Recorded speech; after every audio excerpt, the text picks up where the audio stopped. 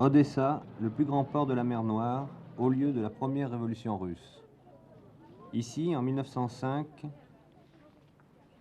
sur cet escalier, le fameux escalier Potemkin, 2000 insurgés furent massacrés par les policiers tsaristes. Pour peu que leur voyage les entraîne sur les bords de la mer Noire, les touristes français ne manquent pas de remonter ces marches au moins une fois. Nous nous sommes installés là pour les attendre et pour les rencontrer. Pour une fois, nous avons renoncé à notre regard pour emprunter le leur.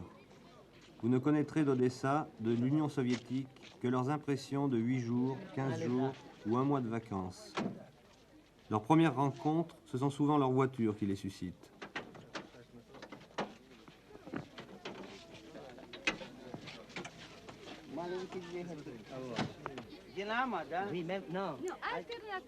La dame connaît un peu le russe.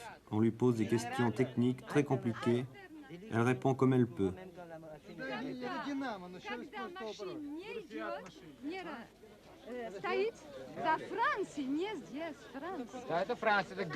On lui demande le prix, 1600 roubles. Une Volga, la voiture soviétique la plus courante, coûte 5600 roubles.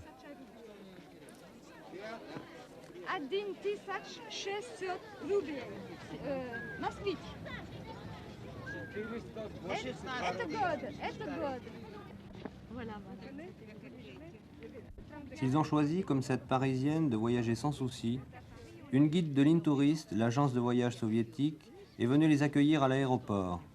Elle sera, pour quelques jours, leur compagne de promenade. Avec beaucoup d'intérêt. J'ai entendu que Marina Vladi va jouer dans le film qui s'appelle Trois sœurs, d'après Tchekhov. Oui, oui, c'est très joli, les trois sœurs. C'est très bien, la cerise, cerisette, etc. Ça trouve beaucoup de charme. Et puis il y a le docteur Yevago. Le docteur Yevago, que tout le monde chante et fredonne. On lit aussi le livre et on en discute. Parce qu'il est âpre, ce livre, il est assez dur. Enfin, il était tellement intéressant. J'ai lu Les Archéolés. Vous avez lu le roman Les Archéolés, les romans des Archéolés. Oui, ça me plaît beaucoup. Ah oui. Surtout les Roses Frédéric. Oui. Le roman qui s'appelle Oui. Roses Frédéric. Et puis Jean-Paul Sartre aussi, les nouvelles. Oui, il est un peu décevant. Enfin, il est fort bien écrit quand même, oui. Il est assez dopant.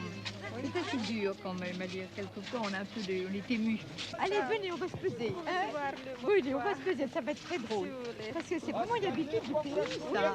Moi, je vois partout. Partout, on est pas se peser. Attendez, j'en ai on verra tout de suite que je pèse 10 kilos de plus. Voilà. C'est pas beaucoup, 58 kg 800. Oh non. Пожалуйста, Non, pas 53 800. Voilà. 45. Voilà. Пожалуйста, с детьми без очереди. Oh, chic alors, ça va. Et vous, Пожалуйста, пожалуйста, Non, товарищ. alors, Si vous avez des enfants, vous ne ferez pas la queue. Следующий. Ça se fait pas? Ça se fait pas? С детьми Ah, mais можно c'est без vraiment очереди. fantastique alors. Mais alors pourquoi fait-il ça si ça ne se fait pas? Pourquoi? Pour savoir votre poids. Oui, mais bien sûr, mais lui, comment Voilà, gagne-t-il regardez, Mais lui, voyez-vous. comment gagne-t-il sa vie si on ne le fait pas? Mais c'est son travail. Ah, c'est son travail, il y a le Il reçoit travail. le salaire. Vous voyez, Alors c'est il le- reçoit un salaire du gouvernement alors? Oui, du gouvernement. Ah, il est considéré comme un fonctionnaire? Oui. Ah, mais ça c'est formidable. Moi je croyais que c'était une entreprise personnelle, ça. Non, rien n'est personnel au fond chez vous. Comment Rien n'est personnel chez vous. Tout est gouvernement et tout est appointement fixe. Oui. Ah oui, c'est ça. Alors Ça, c'est c'est la ça. différence, c'est ça. C'est la différence de chez nous. La foule compacte des grandes plages d'Odessa, où de nombreux soviétiques viennent du nord passer leurs vacances, est épargnée aux touristes étrangers.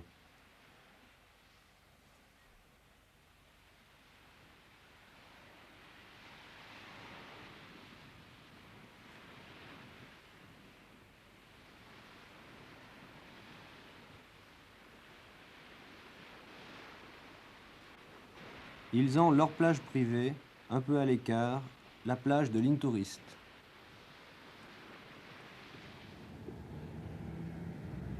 Trois Lyonnais rencontrés ce jour-là avaient décidé de chercher plus loin un coin plus tranquille encore. Nous les avons suivis jusqu'à la porte de la ville, qu'ils n'auraient dû franchir, d'après leur emploi du temps officiel, que le lendemain pour se rendre à Kiev. Hein? Je sais pas. Parle avec la voiture à côté. Ми шукаємо пляжу, щоб йти купатися.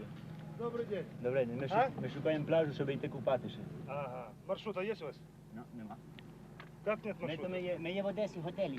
Я понимаю, но должен быть маршрут. Qu'est-ce qu'il veut? Il veut la trace, l'itinéraire. Маршрут следует есть сюда, нет? На проезд. Ні, ми Совершенно. тільки шукаємо пляжу, щоб купатися, і назад виїдемо до готелю. Вниз с левой стороны, 500 метров. Ага. Вот тут- с левой стороны, тут Кабудинка, там- с левой стороны. Тут да. ми Есть шукаємо людей. Лузановська. Во, вот это. Ага, то там. Ага, Так, далі так. не можна. Et on peut pas sortir de la ville? Non, il faut aller à la plage à 500 mètres derrière.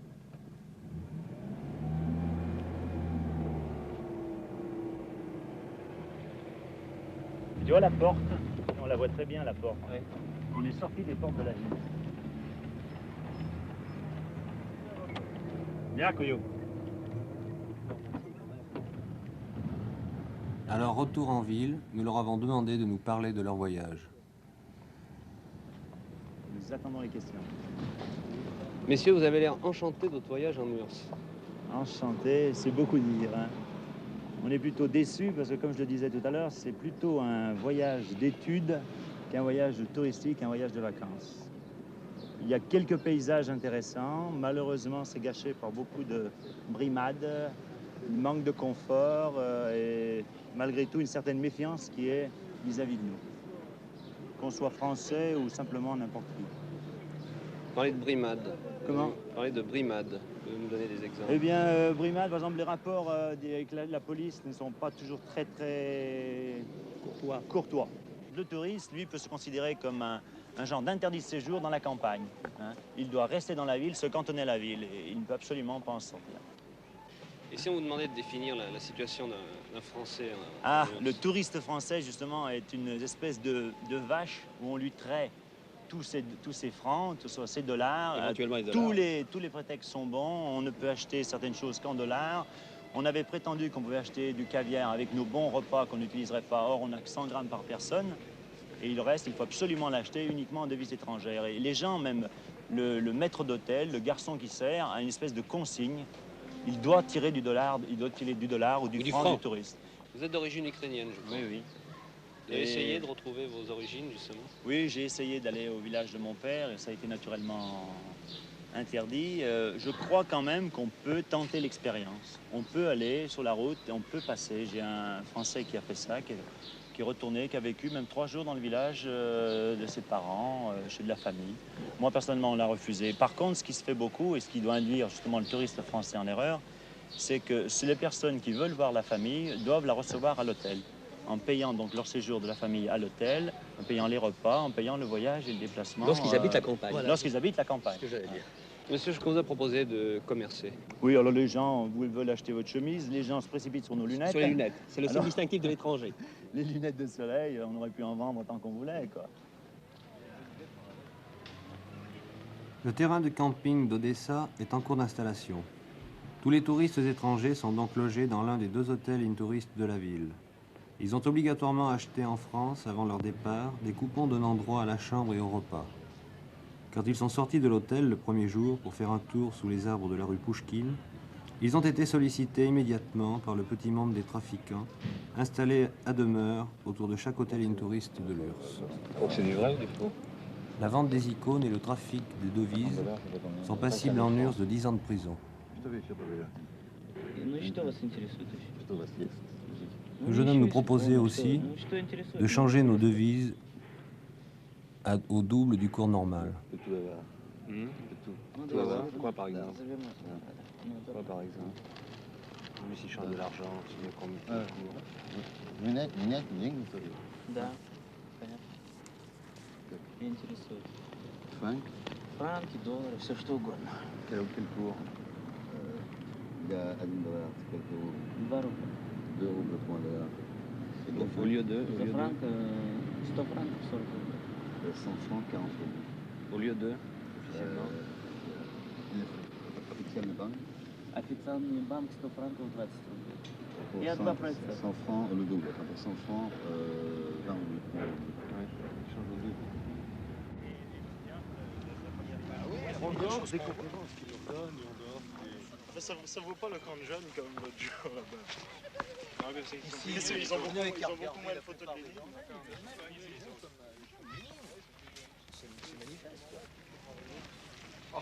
C'est dans un camp de pionniers que nous avons rencontré la promotion sortante de l'école centrale.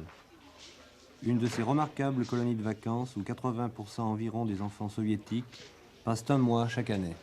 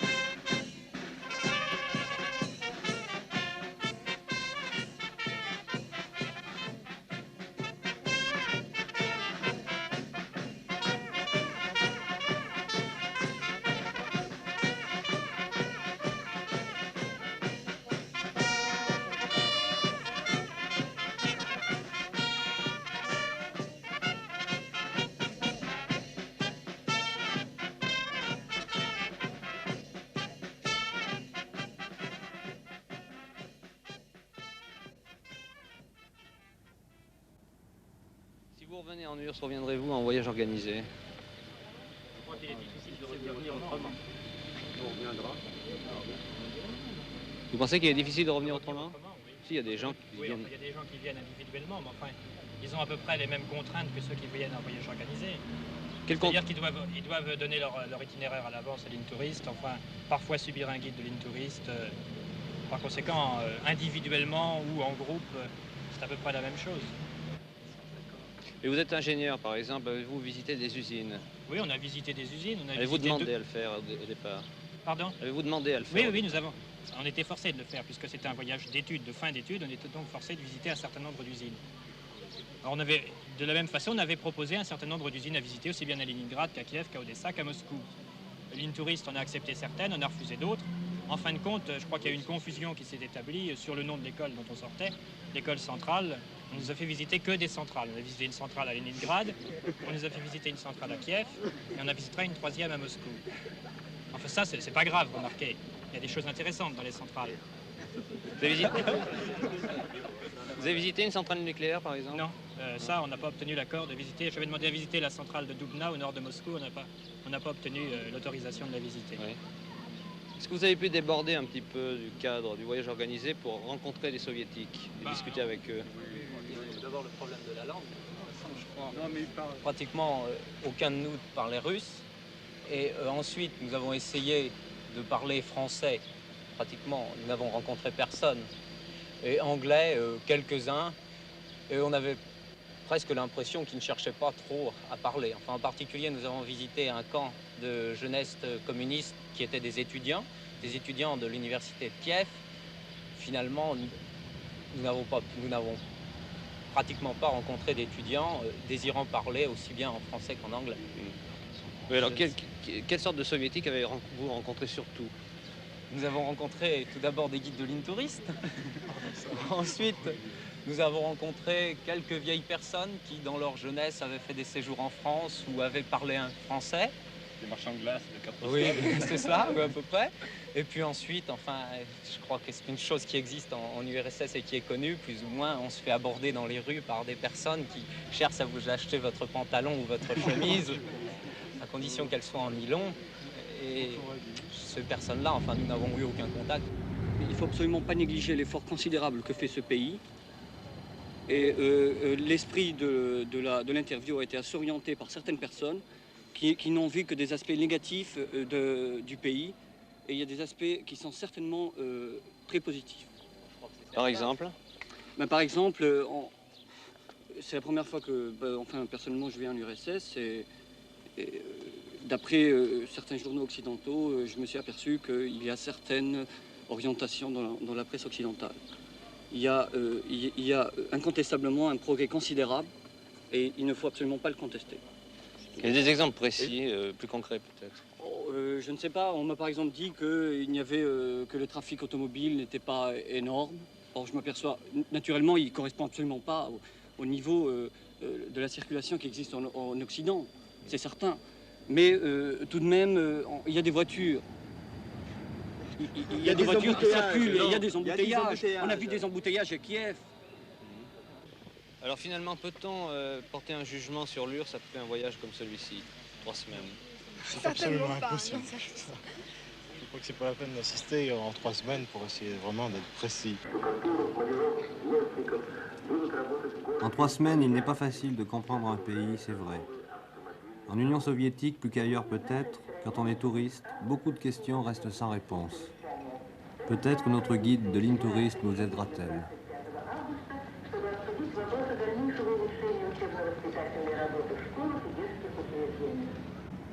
Aimez-vous qu'on vous pose des questions?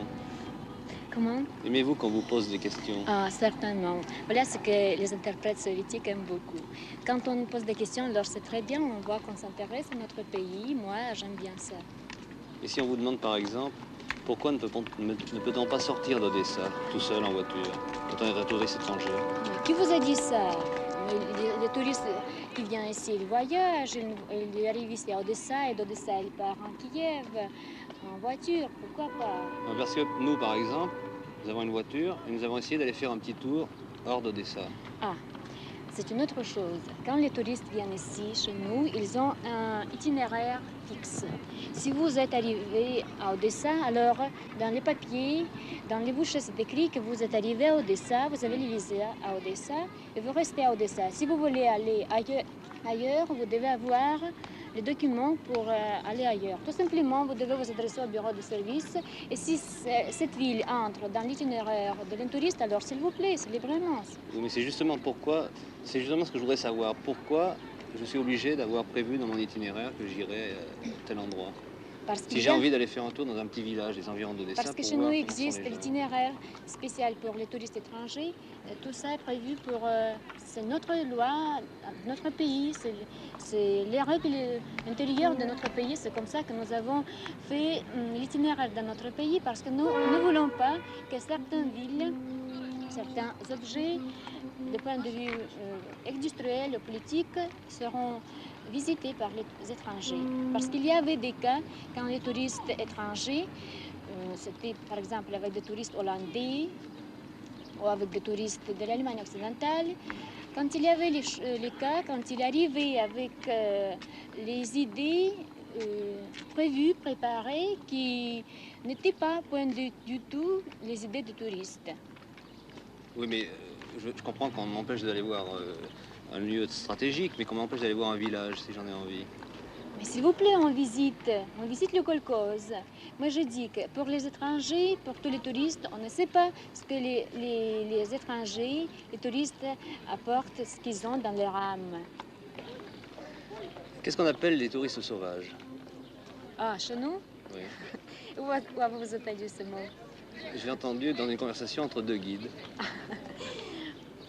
Les touristes sauvages, ce sont les touristes, ce sont plutôt les jeunes qui ne veulent pas acheter les bons de séjour.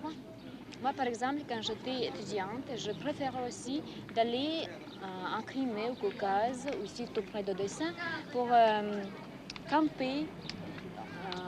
On a une tente, on se repose au bord de la mer, il y a peu de personnes autour, on fait ce qu'on veut, alors c'est tranquille, c'est bon. Pourquoi pas? C'est sauvage parce qu'ils restent seuls, parce qu'ils font ce qu'ils veulent, sans aucun programme. C'est justement ce que souhaitent les touristes étrangers. Ah.